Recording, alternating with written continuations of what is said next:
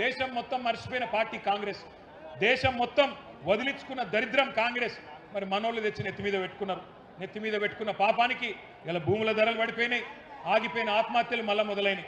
ఇప్పుడు ఇక్కడికి వస్తుంటే వార్త వచ్చింది, మంచిర్యాల జిల్లాలో లక్షెట్టిపేటలో ఈరోజు పొద్దున్నే వరి కొనుగోలు కేంద్రంలో గోడ కూలిపోతే 4 రైతులు అక్కడనే చచ్చిపోయారు. రంగారెడ్డి జిల్లాలో గౌరయ్య అనే రైతు వడదెబ్బ దాకి సెంటర్లనే అక్కడనే చచ్చిపోయాడు.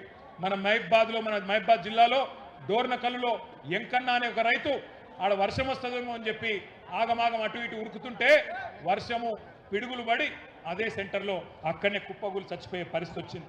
ఇవాళ వాస్తవం ఏంటంటే ఎరువులు ఇచ్చే తెలివి లేదు. ఒక్క యూరియా బస్తా కోసం ఆగమాగం చేసిండ్రు రైతన్నలు. వానల్లో ఎండల్లో పడిగాపులు కాసేటట్టు రోడ్ల మీద ఇబ్బంది పెట్టి మరి చెప్పులు మళ్ళీ లైన్లో పెట్టే పరిస్థితి వచ్చింది. తోపులాటలు ఇవన్నీ మీకు తెలిసిగా నేను చెప్పాల్సిన అవసరం లేదు.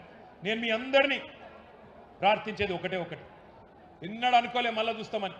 వెనుకటి రోజులు మళ్ళా తెస్తాం, మళ్ళీ తీసుకొస్తామంటే ఏదో అనుకున్నాం, కానీ వచ్చినాయి వెనుకటి రోజులు. మళ్ళా పోలీస్ స్టేషన్లల్లా ఫైర్ స్టేషన్లల్లా ఇత్తనాలు వంచే రోజులు, యూరియా బస్తా వంచే రోజులు మరి మళ్ళా వచ్చినాయి.